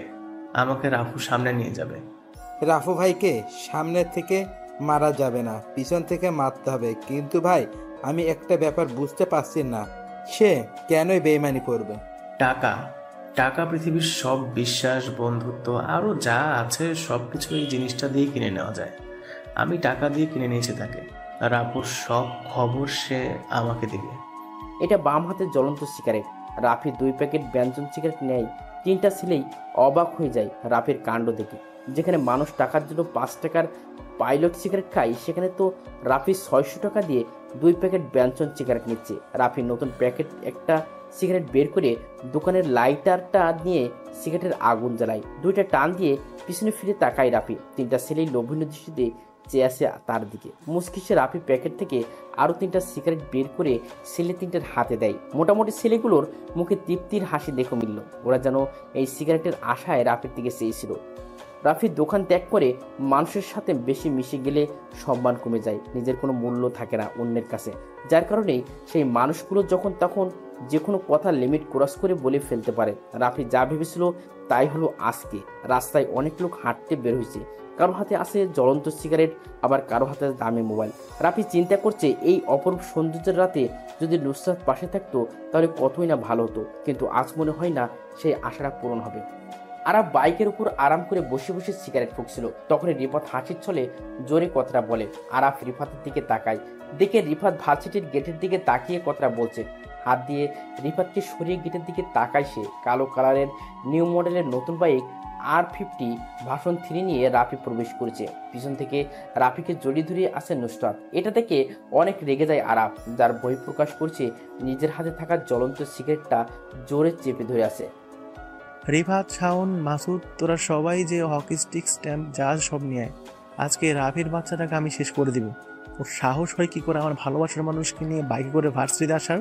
রাফি আজকে অনেক চেঞ্জ হয়ে ভার্সিটিতে এসেছে। সাদা কালারের চেক শার্ট, কালো জিন্স, হাতে লেটেস্ট মডেলের ঘড়ি, পায়ে সাদা কনভার্স, চোখে স্টাইলিশ চশমা। বাইকের পিছনে তার ভালোবাসার মানুষটা বসা। মনের মধ্যে কেমন জানি আলাদা একটি ফিলিংস বসছে। রাফি বাইকটা থামায়। সামনে আরাফ আর তার বন্ধুরা হাতে স্ট্যাম্প স্টিক নিয়ে দাঁড়িয়ে আছে। রাফি আর নুসরাত বাইক থেকে নেমে দাঁড়ায়। রাফিকে কোনো কিছু বলার সুযোগ না দিয়েই আরাফ তার হাত দিয়ে শক্ত স্টিকটা দিয়ে জোরে একটা বাড়ি মারে রাফির পায়ে। রাফি ব্যথায় কুকড়ে উঠে, তবে সেটা প্রকাশ করে না, শক্ত হয়ে দাঁড়িয়ে থাকে।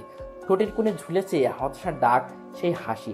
নুসরাত সামনে এগিয়ে আসবে, তার সে পারে না। রাফি হাতের ইশারায় নুসরাতকে থামিয়ে দেয়। আরাফ একটু এগিয়ে যায় রাফির দিকে।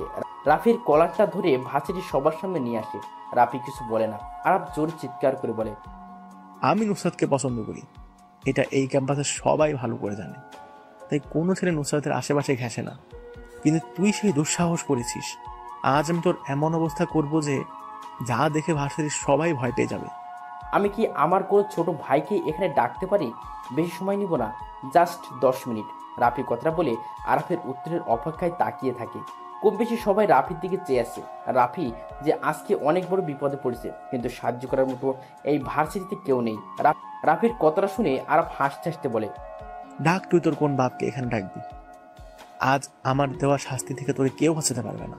রাফির প্রশ্নের উত্তর সে পেয়ে গেছে। মুচকি হেসে সবার থেকে একটু দূরে যে পকেট থেকে দামি মোবাইলটা বের করে কাকে যেন ফোন দেয়। 2 মিনিট কথা বলে রাফি আগের জায়গায় এসে দাঁড়ায়। আরাফ এখন 10 মিনিট সময় অপেক্ষা করবে। আরাফ হাত দিয়ে কাউকে একটা চেয়ারে আনতে পাঠায়। 4 পায়া বিশিষ্ট নীল কালারের চেয়ারে পায়ের উপর পা তুলে বসে আরাফ। 10 মিনিট অপেক্ষা করতে করতে একটা সিগারেট খাওয়া যাক, যেমন ভাবনা তেমন কাজ। আরাফ একটা সিগারেট জ্বালায়। সবাই জানে আরাফের ক্ষমতা কতটা উপরে। আরাফ নিজের হাতে থাকা ঘড়ির দিকে তাকায়। রাফির দেওয়া 10 মিনিট শেষ। যাদের হাতে ঘড়ি আছে সবাই নিজেদের ঘড়িতে সময়টা দেখে নেয়। 10 মিনিট শেষ, কিন্তু এখনো কেউ আসছে না। রাফির মোবাইলে টুইং করে একটা মেসেজ আসার শব্দ হয়। আরাফ সিগারেটটা নিচে ফেলে দেয়, বসা থেকে উঠে দাঁড়ায়, রাফির কাছে এসে বলে, নিজের হাতের ঘড়ির দিকে একটু তাকা, 10 মিনিট তো শেষ। তো ছোট ভাইকে আসবে না তোকে বাঁচাতে? রাফির সময় দেখতে হয় না, সে নিজের সময়কে নিজের অস্তিত্বে ঘোরায়। ছোট ভাই তো কখন এসে বসে আছে, কিন্তু তোরা কখন অ্যাকশন শুরু করবি সেটার অপেক্ষায় বসে আছে। রাফির কথা শুনে উপস্থিত সবাই ক্যাম্পাসের গেটের দিকে তাকায়, কিন্তু কাউকে আসতে দেখতে পারছে না। তাহলে কি রাফি মিথ্যা কথা বলছে? কিন্তু এখনো মিথ্যা বলে লাভ কি? বড় কোনো ধরনের সমস্যা এখানে আজ হবেই। কোথায় তোর ছোট ভাই? আমি দেখতে পারছি না কেন? নাকি আমার ভয় লেজ গুটিয়ে পালিয়েছে? রাফি কখন কাউকে মিথ্যা কথা বলে না, এটা তার পছন্দ না। আমি একবার যখন বলেছি তখন তো নিশ্চয়ই আমার ছোট ভাই এসেছে, কিন্তু সে সবার চোখের আড়ালে। তোর দেখি অনেক মুখ ফুটছে। এতদিন দেখতাম ভার্সিটিতে বোকার মতো আসতি, এখন মেয়ে নিজেকে পুরো চেঞ্জ। ভালো, বেশ ভালো। তোর এই পরিবর্তনটা আমার কাছে খুব ভালো লেগেছে। আমি নিজেকে পরিবর্তন করছি ঠিকই, কিন্তু সেটা কোনো মেয়ের জন্য নয়। তোর এত সাহস আসে কোথা থেকে সেটা আমি বুঝতে পারছি না। সাহস ছোট থেকেই আমার। আজ নুসরাতের ভালোবাসার জোরটা একটু বেশি। আজ ভালোবাসা তোর মুখ থেকে আমি চিরতরে শেষ করে দেব, আর কখনো নুসরাতের দিকে তাকার সাহসও পাবি না তুই। কথাটা বলে আরাফ নিজের ডান পাটা দিয়ে রাফির বুকে জোরে লাথি মারে। রাফি একটু দূরে ছিটকে পড়ে। রাফি নিচ থেকে উঠে যায়। আরাফ যে রাফির মুখের পাশে সজোরে কিল মারে। আরাফ এত জোরে মারে যে যার কারণে রাফির ঠোঁট কেটে গল গল করে রক্ত বেরোতে থাকে। রাফি ডান হাত দিয়ে ঠোঁটের কাছ থেকে রক্তটা নিয়ে দেখে উচ্চ কণ্ঠে হাসতে থাকে। আরাফ বোকা বনে যায়। একটা ছেলে ঠোঁট ফেটে রক্ত বেরোচ্ছে, সেটা দেখেও সে কিভাবে হাসতে পারে? রাফি কি পাগল হয়ে গেছে, নাকি কেউ কিছু বুঝতে পারছে না?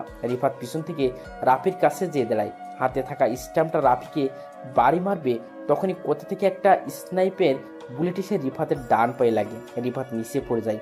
ব্যথায় তার অবস্থা খারাপ, পা থেকে রক্ত পড়তে থাকে। সে নিচে বসে বসে 2 হাত দিয়ে রক্ত বন্ধ করার বৃথা চেষ্টা করে। রাফি শব্দ করে হাসে। এই হাসিটা যেন আরাফের পছন্দ হয় না। রাফির হাসি তার কাছে বিষের মতো মনে হচ্ছে। সাবধানতা বজায় রেখে আরাফ ডান হাতে স্টিকটা নিয়ে রাফির দিকে এগিয়ে যায় মারার জন্য, কিন্তু সেটা আর পারে না। আরাফ এর আগেই গরম একটা বুলেট এসে আরাফের ডান হাতে লাগে। তার হাত থেকে শক্ত স্টিকটা নিচে পড়ে যায়। বাম হাত দিয়ে ডান হাতের ওপর চেপে ধরে, কিন্তু এই ব্যথা যেন একটু কমায় না। এখন যদি মৃত্যু হয়ে যেত তাহলে ভালো হতো। এই অসমাপ্ত ব্যথা সহ্য করার মতো না।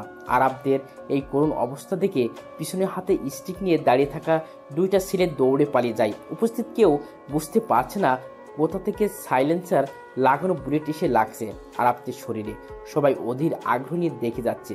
রাফি চেয়ারটা টেনে বসে, একটা সিগারেট জ্বালায় সে। পরিবেশটা এখন শান্ত, তবে কিছুক্ষণ পর কি হবে জানা নেই কারো। সবার কাছে রাফিকে কেমন যেন অচেনা লাগছে। কেউ কখনো রাফির এমন অবাক্য কাণ্ড দেখেনি। রাফির সিগারেট বিষাক্ত ধোঁয়াগুলো উপরের দিকে ছাড়তে ছাড়তে বলে, আরাপ কেমন লাগলো আমার শেষ খেলাটা? এতক্ষণ ধরে আমি তোকে কিছু বলিনি, এর মানে এই না যে আমি বোকা, আমি কিছু বলতে পারবো না। আমি শত্রুকে মারতে একটু টাইম নিই না, দেখতে চাই শত্রু আমার প্রতি কতটা কঠোর হতে পারে। তার বাচ্চা, তোকে আমি দেখে নেব। তুই আমাকে চিনিস না আমি কে, কি আমার ক্ষমতা, এই সম্পর্কে তোর কোনো ধারণা নেই। আমি নিজের ক্ষমতা সম্পর্কে ধারণা নেই, আবার তোর ক্ষমতা সম্পর্কে কি জানবো আমি? রাস্তার পাতি কুকুরগুলো একটু বেশি চিল্লাই, আর সিংহের একটাই গর্জন যথেষ্ট শহরটা কাঁপানোর জন্য। পেছন থেকে গুলি করে কে? নিশ্চয়ই তো ছোট ভাই, সাহস থাকলে বল সামনে আসতে, দেখি কার কত দম। মশা মেরে হাত কালো করার কোনো ইচ্ছেই আমার নেই। সিংহ সিংহের সাথে লড়াই করবে, কোনো পাতি কুকুরের সাথে না। কথাটা বলে বসা থেকে উঠে দাঁড়ায় রাফি। বাম পা দিয়ে চেয়ারটাকে ফেলে দিয়ে সে সামনে যেয়ে নুসরাতের হাতটা ধরে সে। রাফি, তোর সাথে আমার আবার দেখা হবে। এখন সময়টা তোর ছিল, কিন্তু তখন আমি সময়টা নিজের করে নেব। চ্যালেঞ্জ রইল। আরাফের কথা শুনে রাফি কত মাথাটা বাঁকা করে জোরে জোরে বলে, দাওয়াত রইল আমার নির্বিচ্ছিন্ন শহরে, নিজের শহরে ডেকে এনে ভালো খাতিরদারি করবো। রাফি কথাটা বলে সেখানে আর দাঁড়ায় না, নুসরাতকে বাইকের পিছনে বসিয়ে রওনা দেয় তাদের গন্তব্যে। রাত 12টা কিংবা 1টা হবে। বাইরে মুষলধারে বৃষ্টি পড়ছে। শহরটা এই বৃষ্টিতে ভিজতে ভিজতে পরিষ্কার হয়ে যাচ্ছে, কিন্তু এই শহরের কিছু মানুষের মন এখনো পরিষ্কার হয়নি। ভিতরে রয়ে গেছে অহংকার, হিংসা, মিথ্যে, আরও কত কিছু। মিরপুরের এই রাস্তাটা আজ বড্ড ফাঁকা, কোথাও কোনো মানুষের আনাগোনা নেই। নিস্তব্ধতা হয়ে গেছে ব্যস্ত শহরটা। দূর থেকে ল্যাম্পপোস্টের আলো স্পষ্ট দেখা যাচ্ছে মিরপুরের এই নীরব রাস্তায় একদল লোক দাঁড়িয়ে আছে। পরনে সবার রেনকোট, কারো রেনকোট কালো কালারের, আবার কারো হলুদ। কেন তারা এভাবে বৃষ্টির দিকে রাস্তায় দাঁড়িয়েছে? কি তাদের উদ্দেশ্য? রাফি আজকে রাতে মিশনের জন্য প্রস্তুত হয়ে গেছে। কালো কালারের পরিচিত রেনকোটটা পরে বাইকটা স্টার্ট দেয়। আজকে বাইরে অনেক বৃষ্টি, রাস্তাটা পুরো ফাঁকা। নিজের মা বাবা মায়ের মৃত্যুর প্রতিশোধে সালমানের মৃত্যু ঘোষণা করতে যাচ্ছে রাফি। সন্ধ্যা থেকে রাফি টনিকে দেখছে না, যার কারণে একাই মিশনে বের হয় রাফি। মিরপুরের স্টেডিয়ামের পাশের রাস্তায় এসে বাইকটা থামায় রাফি। সামনে অনেকগুলো লোক রেনকোট পরে দাঁড়িয়ে আছে। তাদের মধ্যে থেকে চেয়ারে বসে থাকা লোকটাই সালমান, সেটা বুঝতে রাফি কোনো অসুবিধা হলো না। রাফি সামনের দিকে এগিয়ে যায়। সালমানের সামনে একটা চেয়ার খালি পড়ে আছে। রাফি যেয়ে সেটাতে পায়ের উপর পা তুলে বসে। সালমান এতক্ষণ রাফির জন্য অপেক্ষা করছিল। বৃষ্টির আমেজটা কমে আসছে, কিন্তু জোরে বেগে হাওয়াটা থামার নামই নিচ্ছে না। গাছ থেকে পানি পড়ার টুইটুম্বুর আওয়াজটা এখনো পরিবেশটাকে আরও রহস্যময় করে তুলেছে। দুজনের মধ্যে নীরবতা বিরাজ করেছে, কিন্তু এই সময় নীরবতা যেন শুভ পাচ্ছে না। আমার সামনে এখন বসে আছে বাংলাদেশের সবচেয়ে বড় মাফিয়া লিডার রাফু ভাই। একটা শহর কাঁপাতে যার নিজের নাম তাই যথেষ্ট। সে কেন আমাকে মারার জন্য এত গেম খেলছে সেটাই বুঝতে পারছি না। কি কারণে আমি তো শত্রু হয়ে গেছি? আমি কাউকে মারার আগে বলি না কি কারণে তাকে মেরেছি। রাফু ভাই, কোথায় আপনার সৈন্যদল? আমার পিছনে তাকিয়ে দেখেন, কত সৈন্য দাঁড়িয়ে আছে আমাকে রক্ষা করার জন্য। আপনি একা তো আমাকে মেরে এখান থেকে চলে যেতে পারবেন না। তোকে পাহারা দেওয়ার জন্য এত পালা কুত্তার প্রয়োজন হয়, কিন্তু আমার কাউকে প্রয়োজন হয় না। আমি একাই 100। আজ আর সেই পুরনো ডায়লগে কাজ হবে না। এই শহরে একটাই বাঘ থাকে, তার নাম সালমান খান। আমার কথায় শহরটা চলে। তুই কি করবি রে আমার? ছোট একটা শহর তোর কথায় চলে, কিন্তু আমার কথায় পুরো দেশের মাফিয়া পোলাপান চলে। আজ তোকে বাঁচাতে কেউ আসবে না, সেটাই আমার বড় দুঃখ। কিন্তু আমারও কিছু করার নেই। আজ আমি নিজ হাতে তোকে মারব। সময় কার কখন বদলে যায় সেটা বলা যায় না, কিন্তু আমি বলতে পারি আজ এখানে তুই বেঁচে থাকবি না। আমি বসে বসে দেখবো তুই একা কি করতে পারিস। কথাটা শুনে রাফি বসা থেকে উঠে দাঁড়ায়। পিছন থেকে পিস্তলটা বের করে পরপর 4টা গুলি করে। চোখের পলকের আগে সালমানের পিছনে দাঁড়ানো লোকগুলোর কারো মাথার, কারো পায়ে, বুকে গুলি লাগে। কেউ রাফিকে গুলি করার সময় পায় না। রাফি পিস্তলটা রিলোড দিয়ে আবার এসে সালমানের সামনে চেয়ারে বসে পড়ে।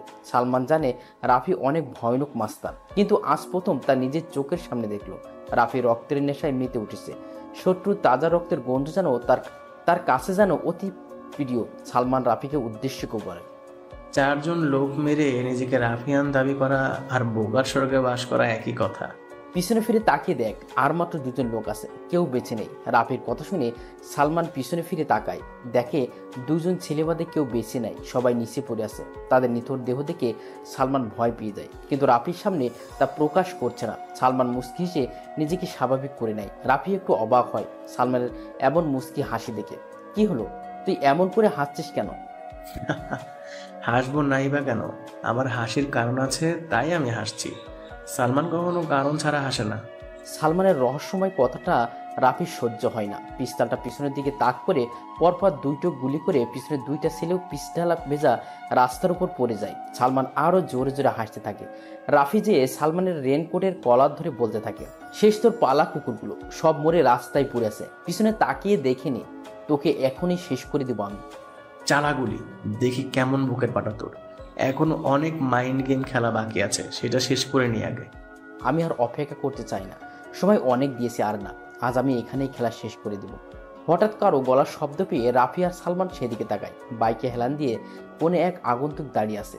পরনে তার কালো রেনকোট, মাথায় বড় হুডওয়ালা টুপি, মুখে কাটা মাস্ক। আগন্তুক দেখে অনেকটা রাফির সাথে মিল আছে। কে আগন্তুক? রাফির নিজের ধারণা বাইরে, কিন্তু আগন্তুকের গলার কণ্ঠটা রাফির অনেক পরিচিত, তবে রাফি সেটা মনে করতে পারছে না। আগন্তুককে দেখে সালমান জোরে জোরে হাসতে থাকে আর বলতে থাকে, চলে এসেছে আমার মাইন্ড গেমার। রাফু, তুই চাইলেও আমাকে আজ মারতে পারবি না, কারণ তোর একটা বড় জিনিস আমার কাছে আছে। কি সেই জিনিস যেটা তোর কাছে আছে? আরে আরে, এত উচ্ছ্বসিত হচ্ছিস কেন? জানবি কি তোর জিনিস, আর দেখতেও পারবি। অনেক সময় হয়ে গেছে সিগারেট খাওয়া হয় না। আমি সিগারেটটা জ্বালিয়ে নিই, তারপর তোর সাথে কথা বলছি। সালমান, আমার জিনিসটা কি সেটা দেখা, আমি আর অপেক্ষা করতে পারছি না। জিনিসের জন্য রাফু ভাই অনেক পাগল দেখছি। এই বের করে আন রাফু ভাইয়ের অমূল্য সম্পদ। সালমান, তুই নুসরাতকে ধরে এনে অনেক বড় ভুল করে ফেললি। সঠিক সময়ে এমন ভুল কাজ করাই তো আমার স্টাইল। যতক্ষণ পর্যন্ত নুসরাত আমার কাছে থাকবে, ততক্ষণ তুই আমার কিছুই করতে পারবি না। সামনের আগন্তুকটাকে আমি সেটা জানতে চাই। আগন্তুককে দেখলে তুই অনেক কষ্ট পাবি। আমি চাই না তুই মরার আগে এমন কষ্ট পাস। কে মরবে কে বেঁচে থাকবে সেটা সময় বেশ ভালো জানে। আগন্তুককে বল মুখ থেকে মাস্কটা খুলে ফেলতে। সালমান হাত দিয়ে কিছু একটা ইশারা করে। সামনে থাকা আগন্তুক মুখ থেকে মাস্কটা সরিয়ে নিচে ফেলে দেয়। দূরে ল্যাম্প পোস্টের আলোয় মুখটা কিছুটা বোঝা যাচ্ছে যে আগন্তুকটা টনি। রাফি অনেকটা চমকে উঠে টনিকে এইভাবে দেখে। বেইমান সবাই বেইমান। টনিকে এত বিশ্বাস করতো রাফি, কিন্তু কি করলো সে বেইমানি করছে। টনি, তুই এখানে এই অবস্থায় কেন? ভাই, টাকা টাকা সবই তার খেলা। সালমান ভাই আমাকে 10 কোটি টাকার অফার করে তোমার সাথে বেইমানি করার জন্য, আমিও তাই করি। তোর টাকা প্রয়োজন, আমি দিতাম তোকে টাকা, এর থেকে বেশি, কিন্তু তুই সেটা না করে আপনার সাথে বেইমানি করলি। কিচ্ছু করার নেই রাফু, টাকার জন্য সবাই সবকিছু করতে প্রস্তুত আছে। রাফি আর সহ্য করতে পারে না, খেলাটা এখানে শেষ করা দরকার। রাফি কোমরের কভার পয়েন্ট থেকে ছোট একটা পিস্তল বের করে, চোখের পলকের আগের দুইটা গুলি করে একটা যে টনির কপাল বের করে বাইরে চলে যায়। টনি নিস্তেজ হয়ে নিচে পড়ে যায়। আরেকটা বুলেট যে সালমানের বাহুতে লাগে। ব্যথায় কুকলে ওঠে সালমান। নুসরাত